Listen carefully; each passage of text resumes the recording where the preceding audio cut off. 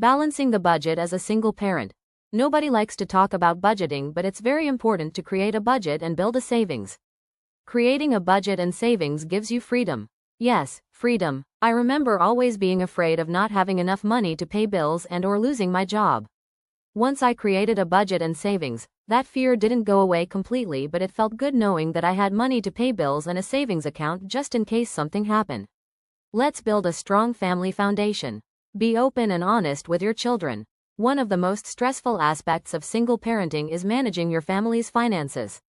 From making sure there's enough to cover basic expenses like rent, food, and utilities, to dealing with unexpected costs, single parents often have to navigate tight budgets and financial stress. But with careful planning and the right strategies, it's entirely possible to balance the budget, ease the stress, and even start building financial security for the future. We're going to break down everything you need to know about balancing the budget as a single parent. We'll cover how to assess your current financial situation, create a realistic budget, and cut unnecessary expenses, build an emergency fund, and start saving for your future. Let's get started. 1. Assess your income and expenses. The first step in balancing any budget is to know where you stand financially. Therefore, it's crucial to take a detailed look at your finances to understand exactly how much money you're bringing in and how much is going out each month. Assess your income. Start by listing all sources of income that you receive regularly. This includes your salary, child support, alimony, government assistance, or any side jobs or freelance work. Be realistic about your take-home pay after taxes, health insurance, and other deductions. This number will be the baseline for your budget. If your income varies month to month, due to part-time work, freelancing, or commission-based jobs, estimate an average monthly income based on the past 6 months. If you make extra money in the month, set aside money into savings for birthdays, school supplies, clothes, and holidays.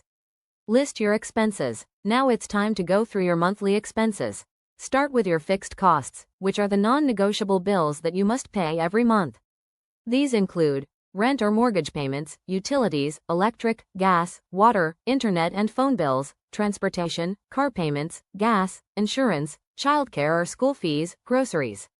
Next, take a look at your variable expenses. These are costs that fluctuate each month, such as entertainment, streaming services, outings, dining out, shopping, clothes, household items, transportation, fuel, public transit, healthcare, medications, doctor's appointments. Don't forget to account for non-monthly expenses, like annual subscriptions or insurance premiums. It's important to include every category of spending to get an accurate picture of your financial situation. Once you have your income and expenses listed, you can begin to see whether your spending aligns with your income or if you're living beyond your means. 2. Create a realistic budget. The next step is to create a budget that will help you manage your money more effectively, avoid overspending, and help you prioritize your financial goals. Choose a budgeting method. There are many different budgeting methods, but let's focus on 2 of the most popular, the 50-30-20 rule.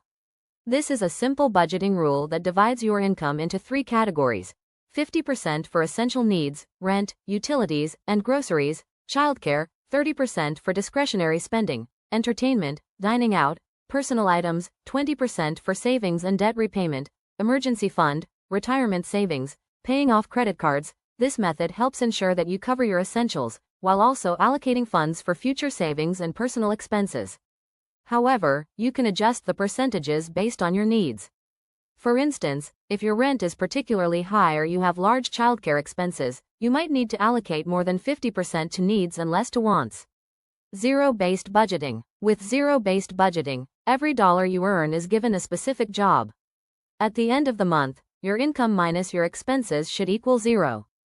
This method forces you to account for every dollar, leaving no money unallocated. It's a great option if you want to be highly disciplined with your spending.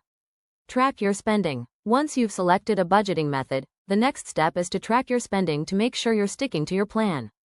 You can use budgeting apps like Mint, You Need a Budget, YNAB, or GoodBudget, which allow you to track your income and expenses in real time.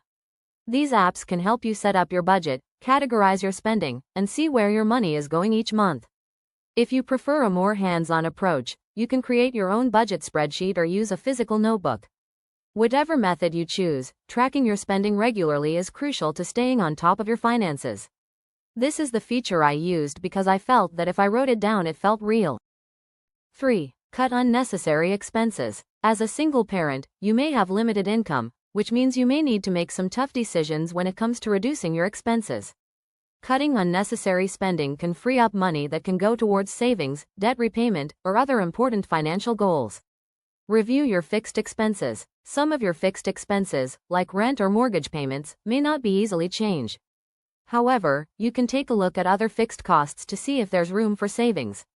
For example, shop around for cheaper providers, car insurance, renters, home insurance, etc. Is your phone plan too expensive? We do not need a new phone every time a new phone comes out. If your children want a new phone, have them contribute to the cost of the phone, sell toys, clothes, etc. Can you refinance any loans or credit card debt to lower your interest rates? Reduce discretionary spending. Discretionary spending is where most people have the most room to cut back. Here are some strategies for reducing unnecessary costs. Cut the cord.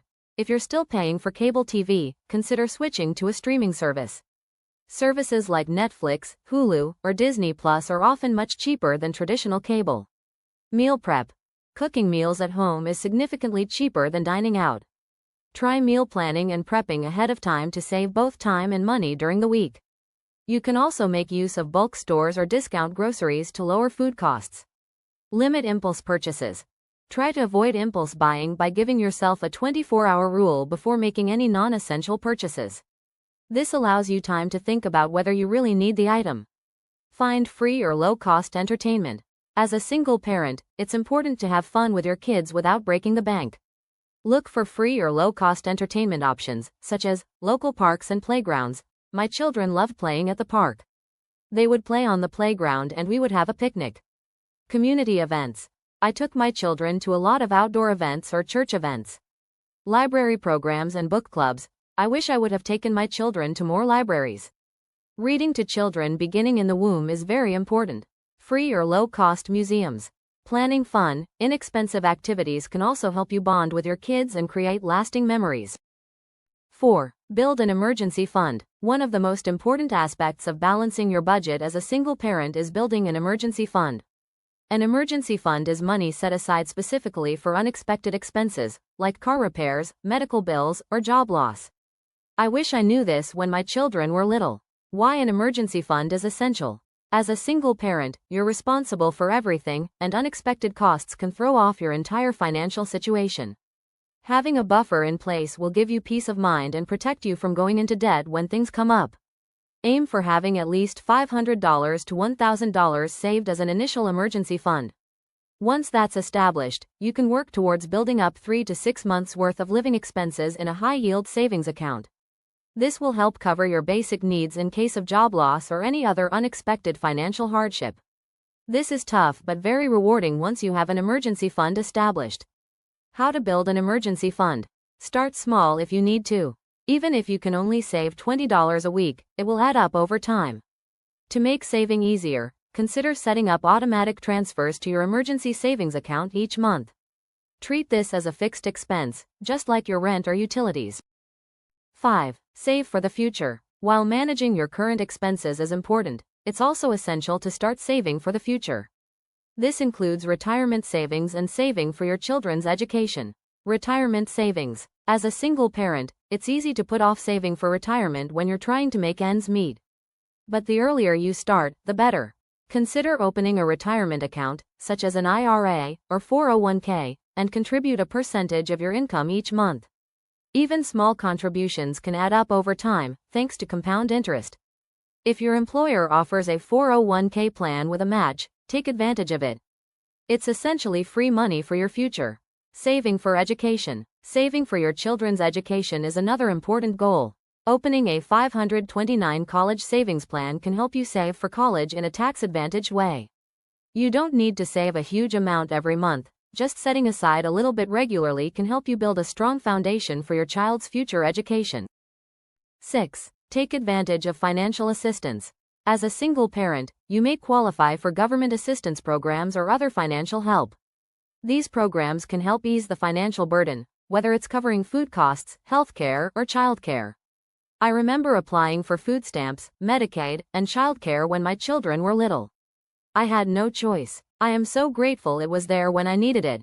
Explore Public Assistance Programs. Supplemental Nutrition Assistance Program, SNAP, provides food assistance to low-income families. Temporary Assistance for Needy Families, TANF, offers temporary financial assistance to help pay for basic needs. Child Care Assistance. Some states offer subsidized childcare for low-income families to help cover the cost of daycare. Medicaid or CHIP provides free or low-cost health coverage for children and low-income adults. Never be ashamed to ask for help. Do you have any budgeting tips? If so, please comment below. Thank you for liking and subscribing.